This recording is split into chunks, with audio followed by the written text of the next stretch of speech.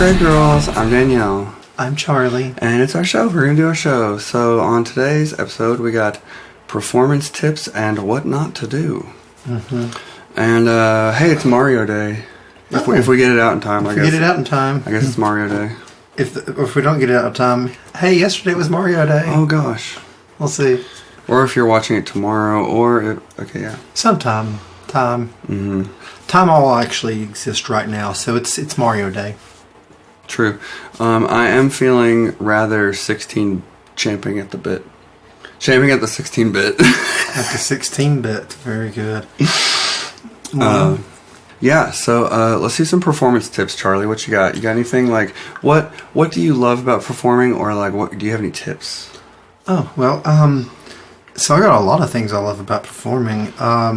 So one of the things I love about performing is that I kind of like attention. Yes. And so that works out. But as far as tips go, practice. Yeah.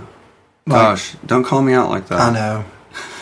But no, for real, like, just, be comfortable with what you do to the point where you can just go and play with it. And to get that comfort, it takes practice. It takes experience. Mm-hmm. And it also takes a willingness to let things happen in certain, what would you call it? Not quite like a spiritual way, but it's like in that realm of existing. You just let it go and let it do. So you let it go, and letting it go is kind of everything for me as a performer, because I've always heard this great saying, which is, if your cup is full, you can't fill it anymore. There's nothing to put in it at that point, unless you're a little bit of sugar. But, other than that, the whole point of the saying is that if you're full of, like, intentions and, like, assumptions, like, don't assume things. If you're full of assumptions before you go on stage of how things are going to go, it's probably not going to go quite like that. But if you can, like, live in the moment and be, like, free enough to do that, then it can really help. A lot of performers will say something like, I was in my head, if they do a bad job. Oh, I was stuck in my head. Mm-hmm. So, you got to think of it that way. What's the opposite of being stuck in your head? Being out of your head. Being out here.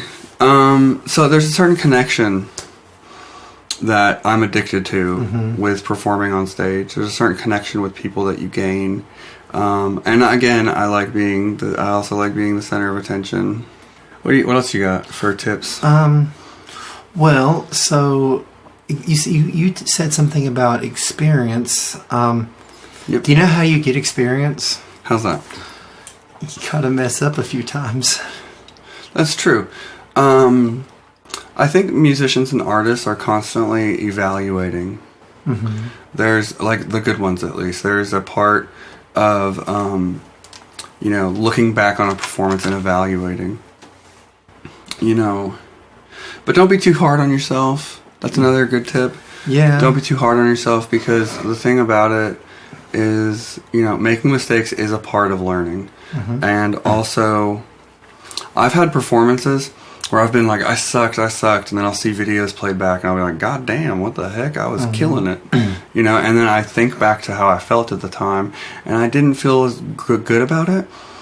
But the mind is a funny thing. Mm-hmm. It'll get you in trouble.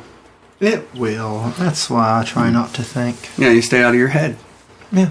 When you're practicing, visualizing can be a huge part of that. I'm constantly visualizing what I want to do with songs and ideas. If you're not coming up with ideas for your performance, like what are you performing really? And people have different ways they think about it, because I've said this before, but another big tip on that is workflow. And what I mean by that is, like, if you're a guitarist, your workflow probably involves a pedal board and a guitar and an amp. Or, maybe not all of those. But it involves all of those three things, plus like a horrible attitude, right? Am I right? Guitar players. Those are drums. Oh. But understand that like a DJ is going to have a different workflow than that. It depends on what type of show you're putting on, but you have to like come up with and choose how you want to perform in all reality. Even if that involves letting go and like giving up your own personality on stage for someone else. Mm-hmm. Because, and that's the one thing about that bill they're proposing in West Virginia, where you can't impersonate someone on stage, and they like made it vague to be like anti-drag and stuff like that, and everything else. And the way they made it vague included like potential persecution of trans people as well. But in that bill, it's really funny to me because every single one of us, when we're on stage, we are wearing a mask. We are impersonating someone at the end of the day. Even if you're being authentically yourself, you're really not. You're on stage. So I guess act like it. Whatever that means to you. Yeah.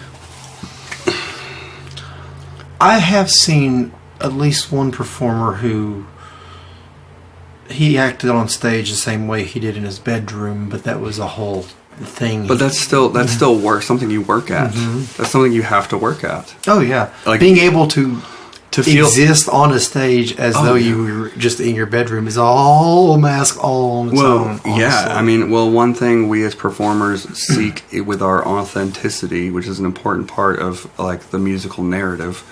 But what we seek as performers a lot of times is a sense of naturalness or a sense of like ease, maybe even if you're playing like hardcore music or like heavy rock music, there still needs to be that sense of like less effort than it would for the average person if you think about that kind of thing.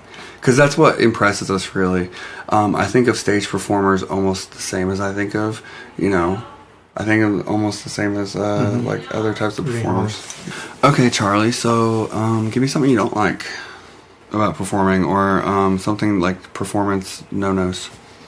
Oh, well, so from a VJ perspective, bringing me content for your stuff like day of, probably not going to happen. Especially if like I'm actually performing already. Yeah, so being late for your own performance is part of that too, or just being like showing up and being like super like.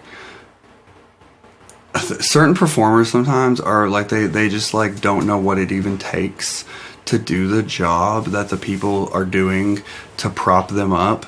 They don't even know what it takes, and I find that sometimes a little bit insulting, which is why I try to know every aspect of what I'm doing with my art, because I take it seriously.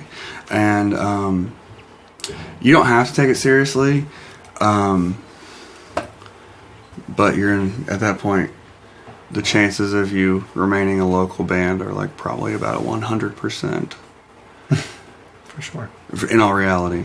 Like there's a degree of professionalism. There's a degree of professionalism that's required, and then the other side of it is, one pet peeve of mine in music is the money. I can't stand it. We need money to work. We need money to live. We have to sometimes like work hard for that, and it is what it is. But the thing about it is, when money gets you placements, it means that there's no emphasis on the talent that is really coming in. Like it'd be different. Like a bid is a little different, but like, you see what I'm saying? Oh yeah, like paying someone more about paying for entry instead of like picking someone that's talented. I think that paying an artist fee for someone that's being propped up just because of the money, you can tell if you know what you're looking for. But at the same time, those people get a pass too often in certain genres. One of those being bass music and DJs in particular. As a matter of fact, I would say one of the things that heavier music, like rock plus rock and heavier, has in common that DJ work may not have as much is an emphasis by the crowd. Like, the crowd has a certain standard of authenticity with what you're doing in general. Even if you're doing a joke band or like something like Guar's awesome. We love Guar's being authentic. I mean, they're just being themselves and they're making shit up, and that's incredible, and why would you ever knock it? What else you got? Any more pet peeves of performances? I think we really covered it all, honestly. Yeah, there's a lot of stuff involving like sound, like do's and don'ts. I won't even bother getting into it today. I'll come back to you later on that. You can just talk to them if you really want to. Okay, I've got one. No. One of my biggest pet peeves is going over your set time or taking up someone else's set time. Oh, if there is a set time, you abide by the set time. It's just because rude. how dare you? To be quite honest, like speaking of the people who are propping up your event and doing the work for the performer, so going over your set time is very disrespectful, and it's just a kind of a bit of a fuck you moment, and it's not cool. And anybody who is actually a fan of like the Live work music involved and and work. live music should know that going over your set time is the shittiest thing ever. Like, there's a special place in hell. It's like going into the kitchen at a restaurant and just like kicking things over. Why would you do that? We should take Hell's Kitchen and turn it into like Hell's Musician. It's amazing.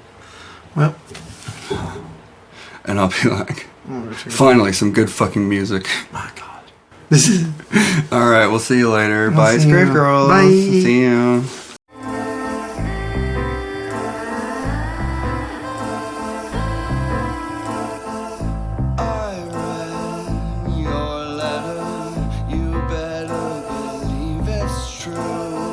How funny